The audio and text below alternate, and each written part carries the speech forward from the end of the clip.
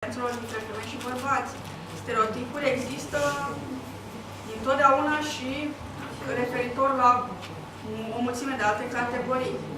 Bancurile, de exemplu, sunt tot o formă de stereotipuri, pentru că pun etichete și generalizează și simplifică niște caracteristici ale unor categorii. Dacă eu o să vă spun un banc cu blonde, da? Dumneavoastră o să începeți să râdeți pentru că știți, vă așteptați la un banc în care o blondă dă dovadă de multă stupiditate, pentru că așa sunt bancurile cu blonde. Deci, și asta face. Deci este o generalizare cu privire la categoria blondelor, total greșită. Sigur, nu are nicio legătură cu luarea părului, de inteligență, dar așa funcționează. Sau criterii etnice, dacă o să vă spun un banc despre evrei sau scoție. Dumneavoastră deja vă așteptați că eu să vă spun un banc referitor la zgârcenia scoțienilor sau a evreilor, da? Din nou generalizând și punând niște etichete. Așa funcționează mintea umană, așa funcționăm cu toții până la urmă.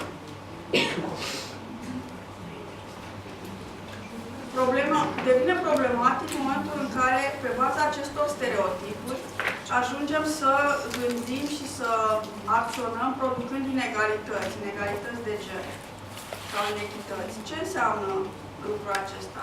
Bun, putem spune așa, femeile sunt într-un fel, bărbații sunt într-un fel. Problematic devine atunci când, plecând de la aceste diferențe pe care le facem, aceste etichetări, începem să gândim altfel. De exemplu, spunem, femeile sunt sensibile, delicate, gingașe, bărbații sunt puternici, curajoși.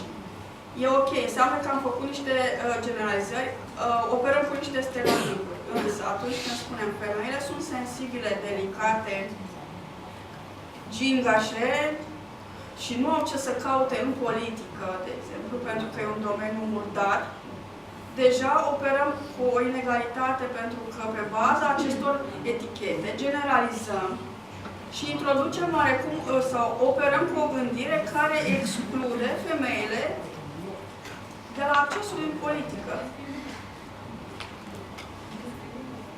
Mai gravă este, se spune doamna, atunci când apare discriminarea. Deci discriminarea este atunci când nu numai că gândesc că o femeie nu are ce să caute politică, pentru că poate mulți dintre noi gândim așa.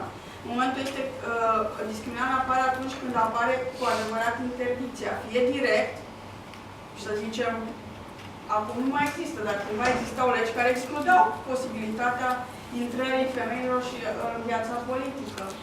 Indirect, pentru că o să vedeți cu Tudorina că există diverse căi prin care putem să ocolim legea.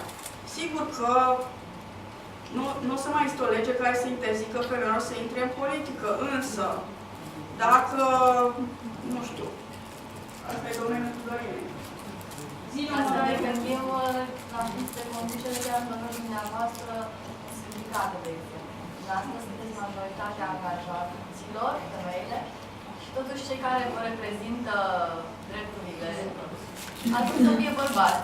Dacă ei sunt văzuți ca fiind mai potriviți pentru aceste... Lucrurile astea se întâmplă nu pentru că ar exista o lege sau un regulament care să vă interzică dumneavoastră accesul la aceste funcții. Însă, lucrurile sunt mult mai complicate pentru că în spate stau lucrurile despre care vă vorbeam în momentul în care se transformă ocupări unei funcții de conducere. Calculul e simplu, o funcție de conducere presupune mult mai mult timp petrecut în afara casei. Trebuie să ai mult mai multă disponibilitate de a fi prezentă la serviciu. Dar dacă tu, ca femeie, ești împovărată de o mulțime de sarcini domestice, ai și un copil după care trebuie să fugi la ora 4, să iei de la grădiniță sau de la cămin sau de la școală, pentru că nu are cine să-l ia și pentru că așa se consideră că e treaba ta să faci lucrul ăsta, sigur că nu vei avea posibilitatea și disponibilitatea de a-ți asuma o funcție de conducere. Sigur că este mult mai simplu pentru un bărbat care este mult mai puțin grevat de sarcini domestice și mult mai dispus și cu mult mai mult timp liber să-și asume un asemenea rol. Sigur că în afară de asta am fost învățate multe dintre noi că bărbații sunt mai buni conducători. Nu e întotdeauna așa. sunt mai buni organizatori. Nu e întotdeauna așa. Sunt și femei care sunt foarte bune organizatoare și comunicatoare, da? Poate că nu li se permite întotdeauna sau nu au același acces sau nu au aceleași șanse, că tot vorbim în termeni de șanse.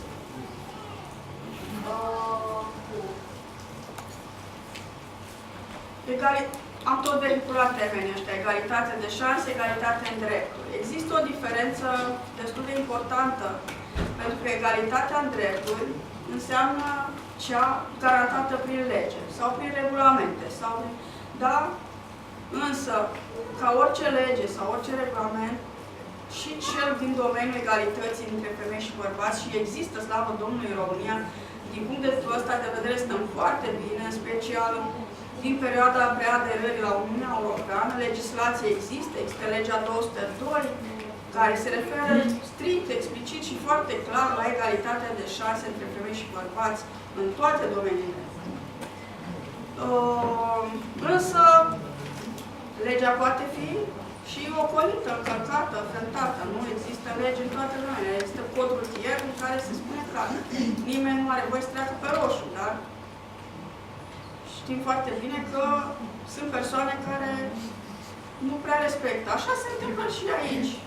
Și se găsesc diverse modalități de a pretinde că respecti legea, da? Să zici că de fapt nu era chiar roșu, era un pic mai, era un galben așa mai verde, mai gălfui, mai... Ei, așa se întâmplă și aici. Se îmbracă, de fapt, discriminările sub diverse forme care să pară legale, dar ele, de fapt, sunt tot discriminări. De aceea intervine egalitatea de șanse, pentru că egalitatea de șanse, dincolo de egalitatea în drepturi, ia în calcul și care sunt șansele fiecăruia dintre noi, fiecărui participant. Da?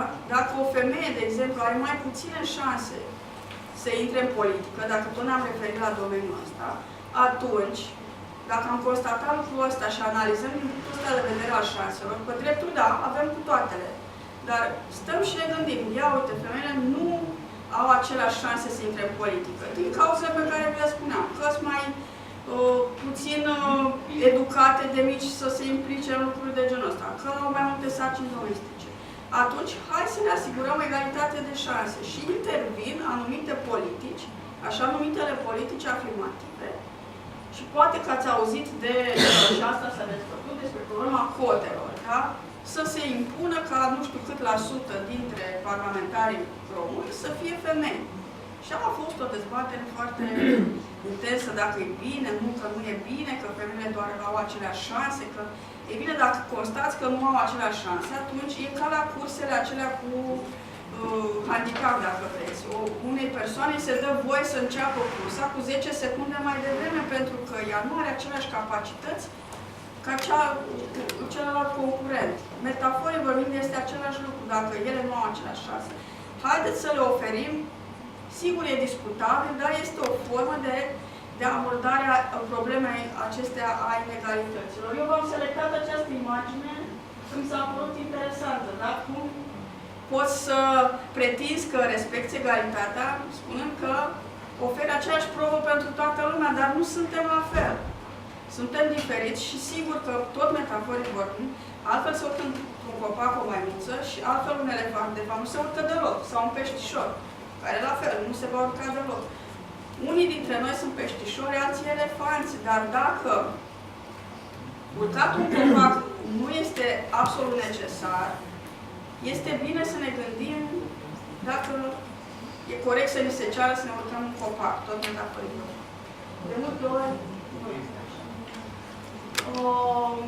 O altă diferență sau o altă nuanțare pe care aș vrea să vă aduc în atenție este cea între egalitate de gen și egalitate de șanse. Atunci când vorbim de egalitate de gen, ne referim la egalitatea între femei și bărbați, da? Între cele două categorii. Însă, ea nu este singura inegalitate care ne afectează. În mod real, în viața reală, sunt altele, de multe ori, care prevalează sau sunt mai importante sau reduc mult mai mult șansele unei persoane de reușită. Și eu am selectat două imagini, da? Vedeți?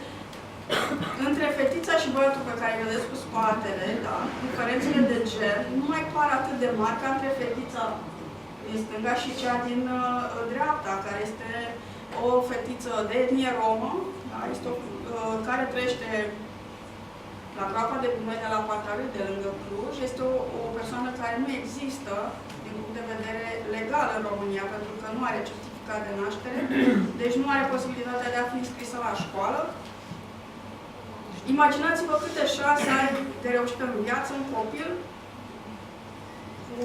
cu asemenea poveste. Da, nici nu are certificat de naștere pentru că părinții ei, la rândul lor, nu au acte de identitate. Da? Deci sunt niște inegalități, niște probleme care se perpetuează de la o generație. Deci, între cele două fetițe, diferențele sunt mult mai mari decât între fetițe și băiați. Nu întotdeauna diferențele de gen sunt cele mai importante. Însă, din păcate, de cele mai multe ori, ele se adaugă, diferențele de gen, la alte inegalități, creând situații dintre cele mai nefavorabile pentru femei sau pentru fete. Okay? Eu o să mă opresc aici. Sper că a fost interesant ce v-am prezentat. O să facem o scurtă pauză pentru cine are nevoie să mai dezmorțească și veți continua partea a doua cu colega mea, Tudorina.